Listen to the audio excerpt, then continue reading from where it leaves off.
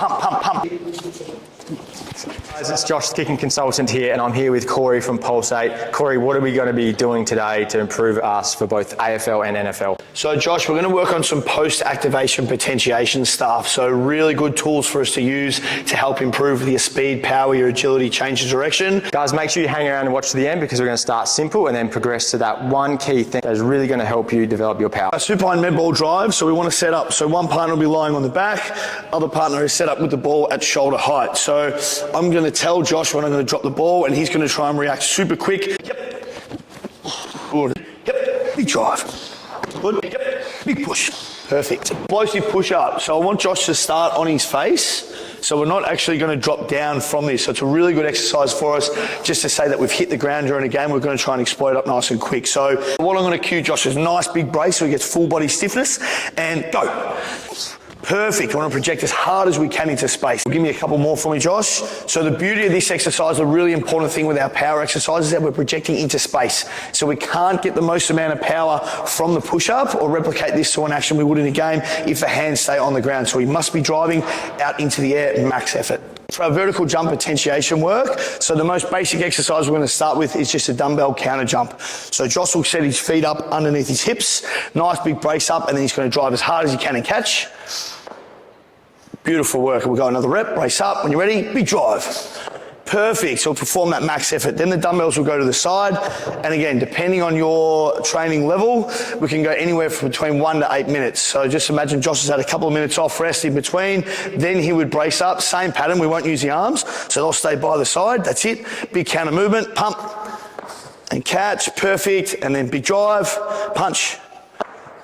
Excellent. We're executing that jump really well and the landing really well. The key thing, again, is that we drive into that full triple extended position. Okay, our trap bar jump now for our potentiation work, we're going to work into a concentric jump. So there's no down phase with the movement. So this can happen in a game. We might be set up at a stoppage, at a contest, wherever on the line, and we don't have the beauty of being able to create that stretch through the legs. So it's a really good tool for us to create power from that action. So I'll get Josh to brace up, set down, then we're going to hold 2 seconds. So big brace, 2, 1, then he'll drive. Good, and then same again, re-brace, 2, 1, go, big punch. Perfect, and again, he's getting full triple extension, relax. Once he's done that, then we would move the bar, and then same action. So we're gonna set up down that concentric position for 2 seconds, and then he'll drive. Good, and then re-brace down, 2, 1, go. Beautiful work. And that 2 seconds is very important because it allows us to lose that stretch shortening cycle. We lose the power from that. So we have to create that power off the concentric contraction. Awesome. I was going to like... Sorry. Our more advanced movement for our potentiation work is going to be a hang clean. So when Josh sets up for the bar, with our hang position, remember when we jump, we're not going lower than that quarter position. So the bar won't go any further than the top of the kneecap through the drive. So you'll dip and drive, punch. Perfect. Really good catch in that quarter position. Same again. Punch, and you can see he's getting full extension through the hip, knee, and the ankle. Deal. We'd have anywhere between our 1 to 8 minutes rest between, and then he'll perform the same, just that quarter jump. Big drive up. Perfect. Give me one more. Same again. Max effort. Drive. Good, great. And then again, so we're even potentiating some landing work. So from the jump, now because we've had to catch the bar in a really strong position from the landing, the same thing's happening through Josh's jump. So he's getting more power, but his body's being able to create really good absorption, which is also a really good skill for us to have in terms of our injury prevention work. All right, guys, if you're liking this video so far, please go ahead and smash that like button. Make sure you subscribe to the channel so I can continue bringing you more valuable content.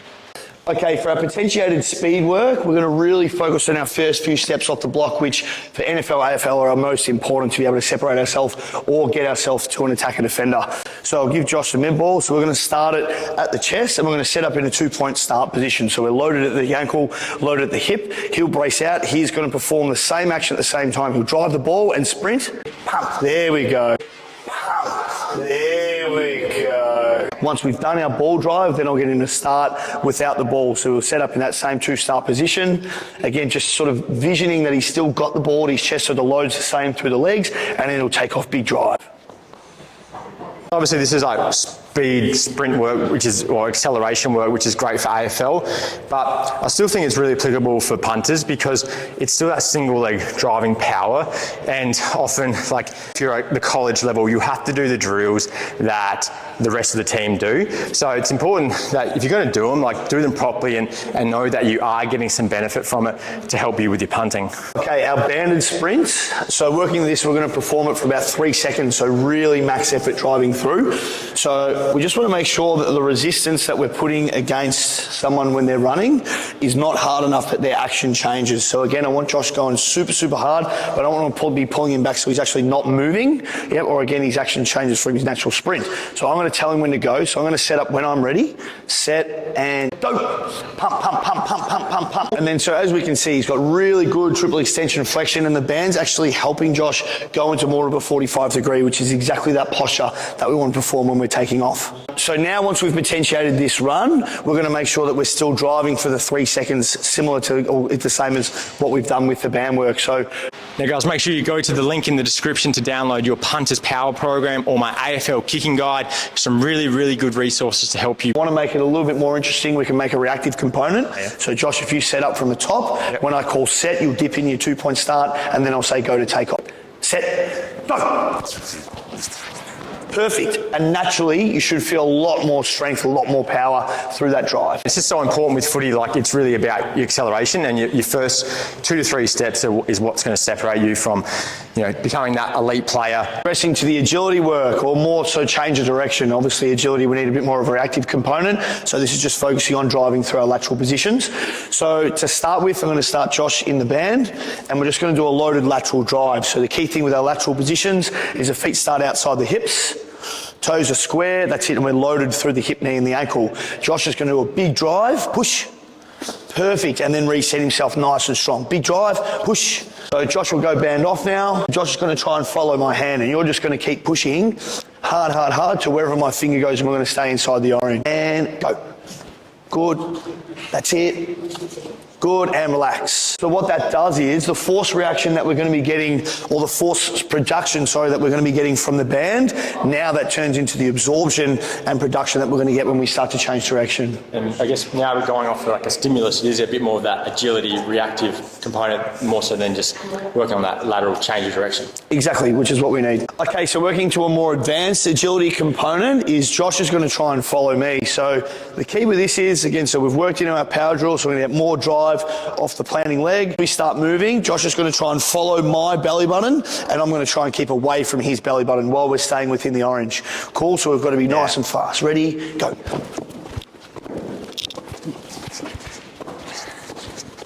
Cool, and relax. Perfect. A couple of things we're going to try and look for in this drill, again, is that we can maintain that width. If we start to shorten it, again, we lose that action-reaction drive to the direction that we're going.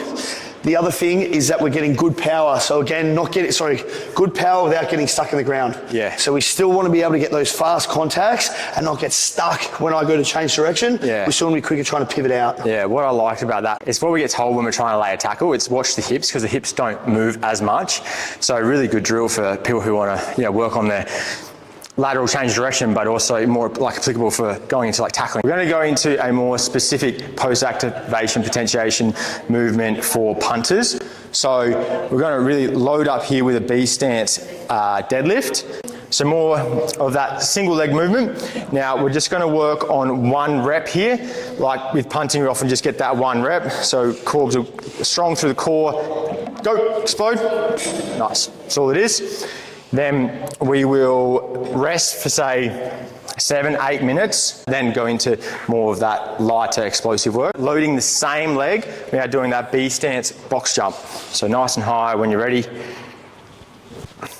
Perfect. So what I'll have my guys do is perform 1 rep on 1 leg, continue on the same leg, and then the next set, go to the other leg. There is a bit of research, I guess, around the rest periods, and what we were saying before is it can be up to, I guess, how much time you have. The professionals might have that time to spend a bit more time resting. What we were saying before, where it can really just be up to you and how you feel on that day. For sure, and because there's so many different variables that you're going to experience when you're coming into your session. Some days, you might not have slept as well, big days at work for guys, amateur athletes, that sort of thing. So, always have your marker to start off when you're most freshest, but adapt it just to make sure that you are feeling really explosive and that you're getting the max output. All right, guys, thanks for watching. Make sure you go check out the description box. I've got a couple of links in there with some resources resources that will help you with your punting for American football or your kicking for Australian football. Really good. Go check them out.